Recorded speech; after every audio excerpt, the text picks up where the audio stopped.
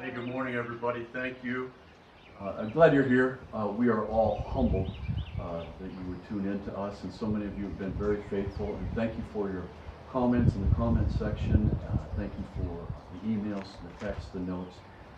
Again, on behalf of Clay and Susie and I and everyone at Cornerstone. Thanks to all of our outside people who are moving in. So I wanted to say with that. Their hearts, Mark. With their hearts. Thank you also for the giving. Some of you have stepped up and given, and that's been really nice. We've got some good news that the leadership has decided to open back up with sort of a soft opening next week, and we look forward to that. That's May 10th. It's going to be in Atoka at the parking or at the open field that's mowed and cleaned right just south, directly south of Wyrick's, adjacent to Brown's Funeral Home. And we'll start next week at 11 o'clock. Yep. 11 o'clock. It's going to be primarily a music service. I may or may not do a little bit of teaching, but Clay will lead that for us, and it'll be fabulous. So bring your lawn chairs, bring whatever you need. If you need a hat or some shade, then be sure to bring that. Unless it's inclement weather next week, May 10th. Join us if you would. And that is Mother's Day. That is Mother's Day. It is. So We'll it's have a great beginning, yeah. a nice soft opening, hopefully get back together. Again, obviously if you're not feeling well or you've been exposed to something or you've traveled in areas that have been really high density areas, you can join us, but self-regulate and stay away from others. We want to protect ourselves in this time, and we want to be able to meet together, but we want to be smart also, and these are times. If you are in a vulnerable demographic, much like myself, then you can make your own decision on that. But as a body, we're going to open up and be with us if you can. Enough of that. We're in 2 Corinthians 3. Again, I'm excited, and like I told Clay and Susie, but I'm always excited about my messages. So enjoy the music, and I'll see you in a few minutes. Thank you, Mark.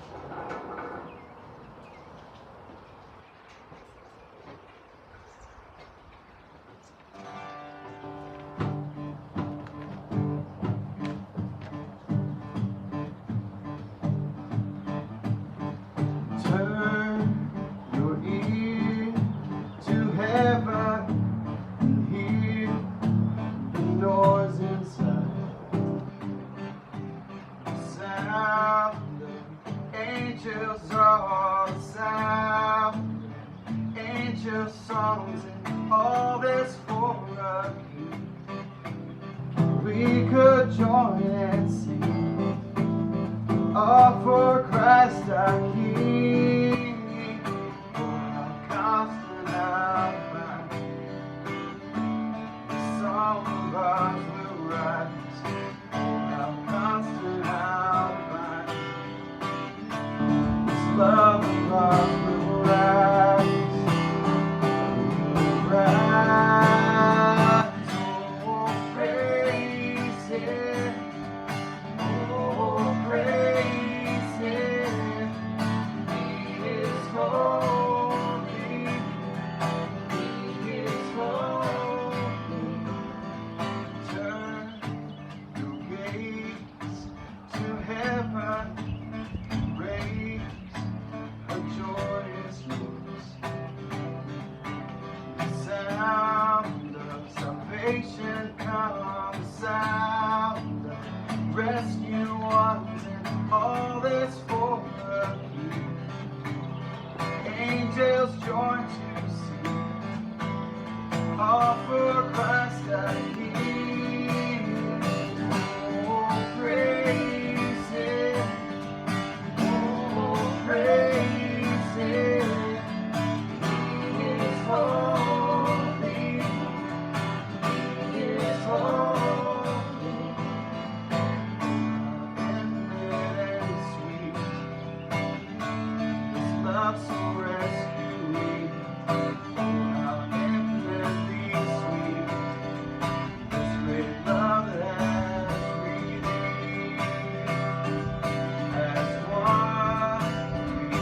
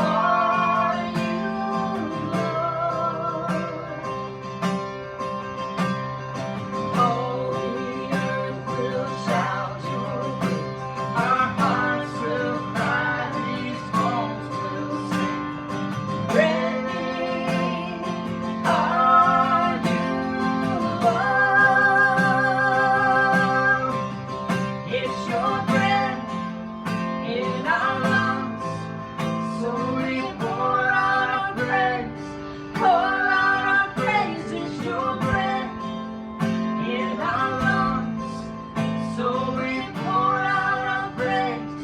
Oh, it's your breath in our lungs, so we pour out our praise, pour out our praise. It's your breath in our lungs, so we pour out our praise to you, oh holy.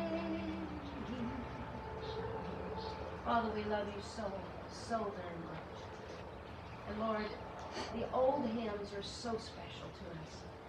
Father, in those hymns, they were written with lots of heartache, lots of trouble, lots of sorrow. But it's the assurance, the blessed assurance that you have for us, Lord, that you're always with us, that this song talks about. Lord, we love you today, that we can be assured of your love. We can be assured of your grace, your mercy, and your love for us, Lord, even in these hard times that we're going through. Because we're not dependent on the good circumstances, and we're not dependent on the bad circumstances. We're dependent on the level ground that you put us on. With your love and your grace and your mercy. In Jesus' name. Amen. Blessed assurance, Jesus is mine. Oh, what a foretaste of glory divine. Heir of salvation, purchase of God, born of his Spirit, washed in his blood. This is my story, this is my song, praising my Savior all the day long.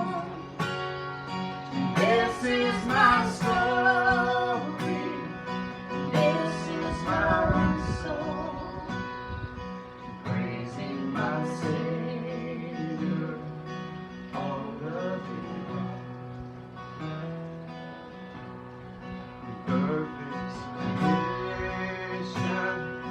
all is at rest. I and my Savior am happy in rest. Watching and waiting, the kingdom come, filled with his goodness, lost in his love. This is my story, this is my song, praising my Savior all the day long. This is my story, this is my song, praising my Savior all the day long. Praising my Savior all the day long.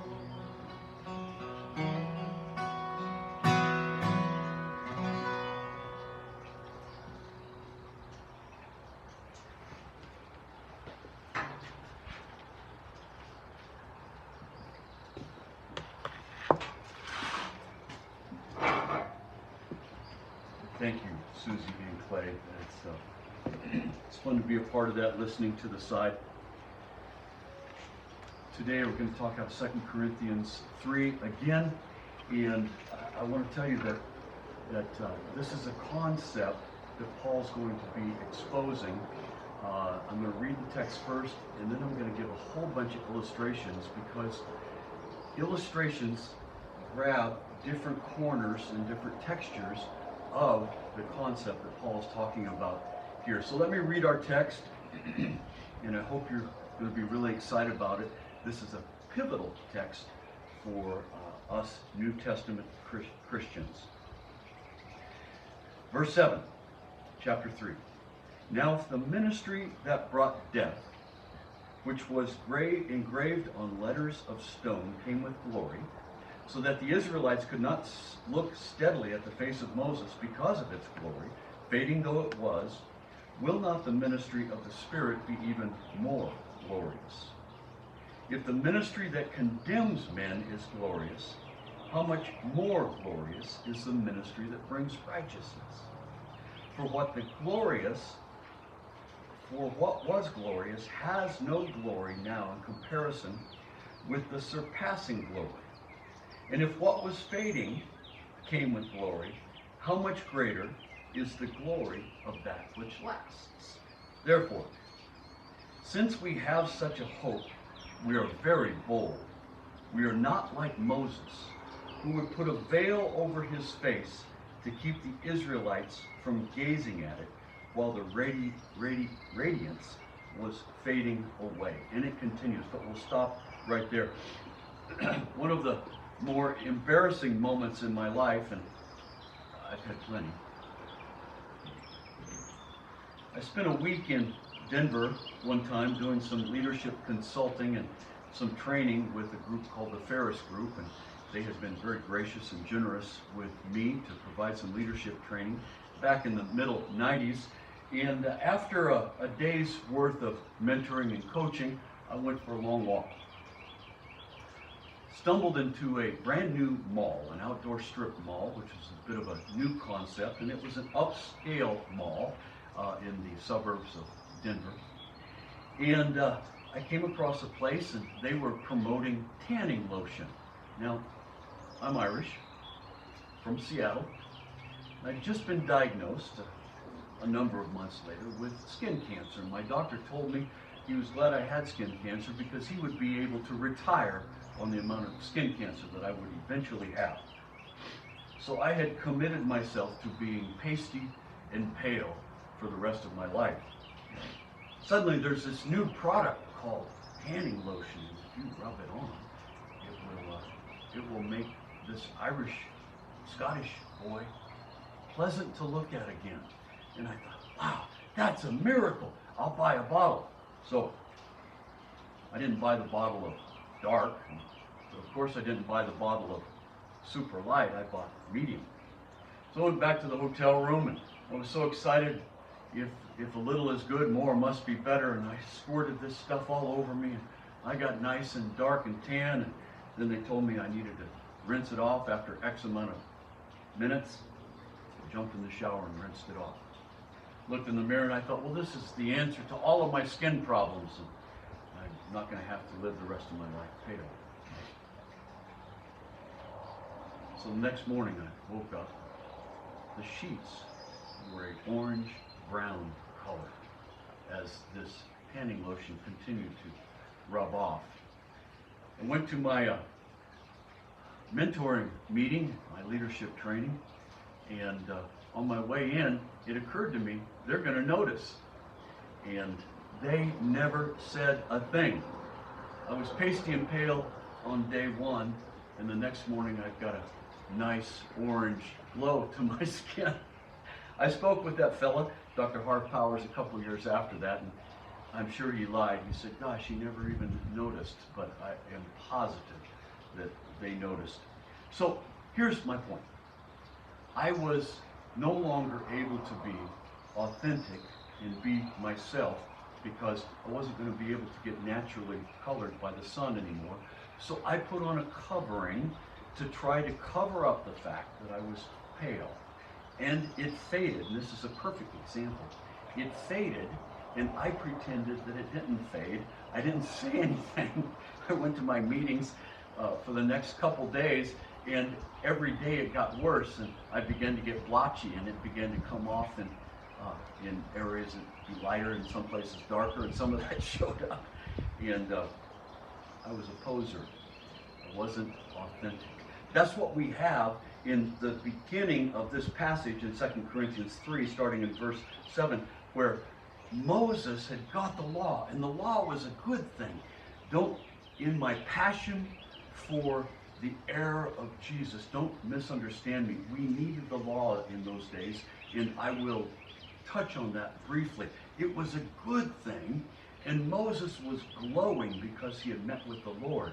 But what we come down to in verse 12 is that even after his glory was fading, he continued to try to pretend that he was still glowing, that he was one who continued to meet with the Lord face to face.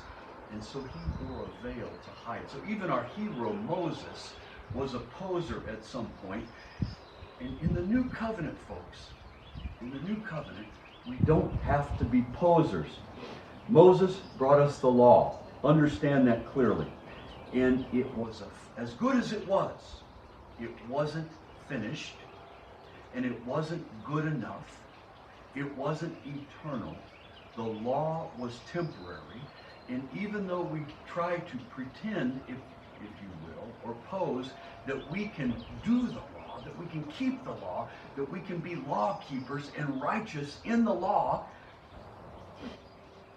we can't be. Because it's all about what someone said earlier, and what you've heard me say so often. It's all about doing more and trying harder and trying to convince people through our nice, soft speech, through the way we furrow our brow, to the language that we choose to use, through the way that we never really expose our true feelings, but we only say what we think will be nice or appropriate for our particular denomination. And it fades. We can't keep it up. Even as perfect, if you will, as we try to appear to be. And folks, if you're caught in that cycle, you've probably been doing it for so long, you don't know of another way to be. And let me offer an illustration for that. After my father died, I was 32 years old, and I became depressed, and I couldn't avoid the fact that I was depressed. You understand, I was leading a regional youth ministry, and I don't get depressed. Mark doesn't come down. Mark is a boy with noise. He's up. He's got vision. He's got enthusiasm. Mark doesn't come down. Mark is not weak, if you will. Mark doesn't get depressed. The skies are never gray. But something got turned in me after my father died.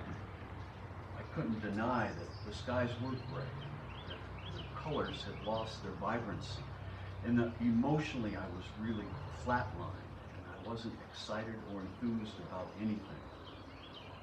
So I sought the help of a friend who was also a therapist, and we met for a number of weeks. And this story used to be real embarrassing to me, but now I think actually I'm sort of proud of this story because it was part of my transformation. It was the beginning in some ways of a transformational process for me. I offer that word intentionally because later on in verse 18, we are going to see the word transformation. And I want to introduce that topic today. And so I came in and I said to this fella, Kent, it's Christmas break and I want to take 3 or 4 weeks off, and you're leaving town, and I need a list of things that I can work on, that I can accomplish, that I can check on, become more humble, become more honest, become more mature, become a better lover, become a better dad, become a better parent, become more relaxed, whatever the list is. And I want to check off on how to do those things. I want to be more humble, and I want to research how to become humble. And I'll read all the humble stories of Scripture, and I need to learn how to do that. He said, all right, let's do this session, and at the end of the session, I will give you my list. I said, awesome. And maybe 2 or 3 more weeks after that, we'll be done with our therapy, and I can get on with life. I've got no more problems, and I'm fixed. Because that was the way I thought about counseling, is that I'm deficient, and there's a problem that needs to be fixed because I'm broken and I need to be repaired. And there was shame involved, and I wanted to have victory over whatever it was that was bothering me. And I wanted to tell Satan where to stick depression. So I approached it with my own will. So we went through our session, and I told him all about my life and probably sounded extremely self-righteous, and he told me this. He said, Mark, here's your list. And I said, oh, good. And I actually got out a pencil and paper and I started to write this down. I didn't get very far. He said, I want you to go home and be broken. And that started to get my attention. Mark, I want you to go home and be broken over how much you fail to love. I didn't get the whole sentence written. Go home and be broken about how much you fail to love. Wait a minute. I'm depressed. I'm here to feel better about myself. I'm here to get fixed. And you want me to go home and be broken? I'm already broken. So I looked up at him, and I remember this conversation because it is tattooed on the grave and on the casket of my pride. And I said, I don't know what that means. And he looked back at me, and with a straight face, and maybe for the first time, some hope in his face, he said to me, that may be the first honest thing you've said in the 6 or 8 weeks we've been meeting together. And I looked back at him and I said, I don't even know what that means. And I don't remember for sure the next comment he said, but it was something like, that's perfect. That'll be a starting place. We may finally be on our way to where we need to get to. Mark, go home and be broken over your failure to love. I don't know what that means. That's the first honest thing you've said. I don't even know what that means. I had spent 32 or 33 years posing and pretending and being the good denominational boy and being one of the denominational heroes, striving for the numbers, striving for the approval of my bosses, trying to climb the ladder, and it was working until suddenly the death of my father exposed that it wasn't. He had ripped the veil off of me, and I was exposed, and I was humbled, and I felt like Adam who stepped out from behind the bush, naked and afraid, and I wanted someplace to hide, and I was looking for fig leaves, and he gently took the fig leaf off, and I said, I don't know what to do now. And he said, that's perfect. That's where we're going to start. You see, Moses, it seems like he had found his identity in being the spiritual giant. Listen to me. He had found his identity in being the leader, the spiritual giant, the one who met with God, the one who did his devotions for a certain amount of time, the one who prayed so often, the one who was doing faith. He brought us the 10 Commandments, and those were good in their time. Folks, I will tell you, adults don't need to know that murder is wrong. Children need to be told that. Adults don't need to be told that we need to honor our mother and father. But children need to be taught that. Adults don't need to be told not to covet your neighbor's wife, not to lie. Adults know that. It's written into our hearts. Children need boundaries. And Israel was a child. They had been slaves. They didn't necessarily know these things. They had been under the rule of Pharaoh and the Egyptian slave masters, and now they had to begin a society. They needed to be told certain things that you and I take for granted about hygiene. They need to be told not to kill each other. You can't do that. They were primitive, and God was in the process of making them a people who could grow up and learn how to love. And so he created a discipline for them, boundaries, fences, a structure. He gave them a way to be, and eventually those structures were exposed on not enough. Eventually the rabbis and the Jewish leaders began adding to those things and defining those things, and they would debate those things back and forth. What's this mean? What does that mean? And it'd start, yeah, but what about? All the debates until eventually Jesus came and didn't abolish the law, but fulfilled the law even better, even greater, and said, I fulfilled the law now. I give you one law. Love the Lord God with all your heart and love your neighbor as yourself. And I've talked about that before. He didn't write another rule book. He didn't add to the rule book. He actually closed the rule book and said, here's the new rules. We used to have policy manuals at nearly every place I've worked. And as young leaders, our policy book kept getting thicker and thicker and thicker to try to cover every contingency that could possibly happen. How to take vacations, and what if your kids are sick, and if you've got a special request, fill out this form. If you need an advance on your paycheck, fill out this form. What happens if your support or ministry donations in your area is low? This is what you need to do.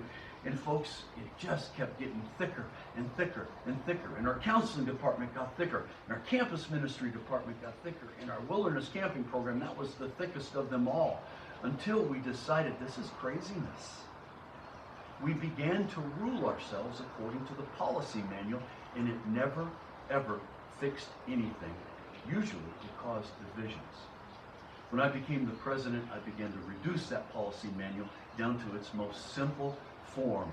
In most of the time, it was chapter 1.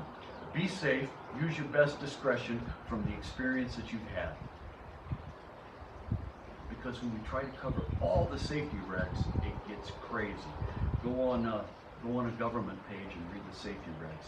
So we have the law, but it's not enough. It changes our outside, but it never, ever, ever changes our inside. It causes us to debate. It causes us to point out the rule makers and the rule breakers. It causes us to pretend we're righteous when we're not. And it causes us, in the context of this, to hide and wear a mask and pretend long after we know that we're pretending. Jesus comes because the law kills. The law kills. But Jesus comes with the Spirit and brings life. And it's lasting glory. And it doesn't fade, not because of us, but because of Him. Because of Christ. And folks, I could go on and on and on about that. The law is a tutor. It's meant to get us a basic understanding of what righteousness might look like. But it's never meant to be righteousness for us. Hear me clearly. We can never be righteous, and we can never be holy. There will always be sin in our camp. We will always want to hide. And then Jesus comes and says, I'll be righteous for you. I will be holy. And you all can be righteous, and you all can be holy if you're in me. I will fulfill the law. And in turn, I'll smile at you. I'll say, it is finished. Father, forgive them. They don't know what they're doing. And I will give you grace, and I'll just say, love God and love other people. Now that is something that is not external, but it's internal. But it's harder, people. It's harder. Folks, we're going to make mistakes, and we want to have a law. And I have an illustration for that. One time I was leading a group of college-level hikers, and I knew they were lost. I got with the other leader in this group, and we talked about it, and we said, we're off route. Yeah, we're clearly off route. And we discussed what we were going to do about it. And we decided to let these people, because they were a particularly proud group of competent leaders. They were handsome and pretty and articulate, and they'd always been leaders. They had rarely failed. They came from homes of privilege. So we intentionally let them get lost that night. We knew they were going to struggle. They weren't going to be at a campsite. They weren't going to have good running water, and it was going to be scary to them, and we were going to intentionally let them use the word lost. So we got lost. Now, what my other leader and I knew were, we have shelter, we have sleeping bags, we have food, we've got enough water, and we are not going to die tonight. We're just going to pick a spot in the woods to camp. And the fact that we don't know where we are only means that we're here, and we're going to have to figure this out. So they were panicking, and they were nervous, 19, 20, 21-year-old. And we had a great night. And I talked about what's it feel like to be lost. And I told him, you're not really lost. You're here in the woods. We're somewhere in the woods. We'll figure it out. And the next morning, I told Susie this a dozen times. I climbed a tree. I triangulated with my map and compass, found out exactly where we were. We got off. We got back on compass course. And we spent the next night beside a stream and beside a lake and went to the campsite. Folks, but that, letting them get lost, is what the new covenant's about. What are we going to do, Mark? We're going to lose control. And God says, hey, let them struggle. It will be good for them. They won't have the law to hide behind. There'll be no self-righteousness. There'll be no good guys and bad guys. There'll be no blame who made the mistake and who didn't make the mistake. They're going to learn that being lost is not really lost. Struggle is a part of the transformation. And I know that analogy breaks down a little bit. But folks, we're going to lose control. A law-keeping church, a rule-keeping church. I've made some notes. In a rule-keeping church, people hide. They don't live authentically. There's no redemption. There's only correction. There's no transformation. They're motivated by fear. They relate on shallow levels. They talk about the weather, the roads. They talk about the next event or thing that's coming up. The law church, the rule church, stands juxtaposed to the friend church, the people who meet together because they love each other. They're not meeting together to keep the rules, they're meeting together out of love. That church is open, it's alive, it's free, everything's exposed. Some of us hide sometimes, and that seems appropriate sometimes, but underneath the law-keeping church, we wear masks and we're veiled, and it's dead. And their goal is to expose sin. Under the friendship church, the love church, our goal is transformation. Our goal is to walk with each other. Our goal is when someone's lost, we don't panic. We go spend the night with them in the woods, and it's okay. Folks, these are concepts. Children need rules, but most of my listening audience is adults. And these are concepts that adults can understand. And you don't need to be told what to do, friends. You don't need to be told murder is wrong anymore. Because you can do that. You could live your life and not murder anybody, and we could pretend we are righteous. And then Jesus comes and says, I'm going to give us a new law, the law of love. And none of you will be able to do it. And we begin to panic. And then Jesus says, I'll do it for you. And I'll give it to you. And that frees me up to be loved, even though I'm a wreck sometimes. And it frees me up to love other people, even though they're a wreck sometimes. It frees me up to get lost and not think I've lost the love of Christ. I'm just lost in the woods. I still have the love of Christ. I'm just lost in the woods. I'm not lost in my soul. The law kills, but the Spirit gives life. And we can take our veils off, we can take our masks off, and we can be real, and we can walk with each other, we can struggle with each other. Next week, Cornerstone, we're going to meet in the park. It's going to be a largely music service, and Clay will put that together for us, and he does a beautiful job. Bring your lawn chairs. Bring whatever you need to do for shade if you need that. It will be at 11 o'clock. If you want to bring some food or refreshments, feel free to do that as well. And there'll be more information on this on Wednesday. Thank you so much for joining us. It is really our honor to be a part of this.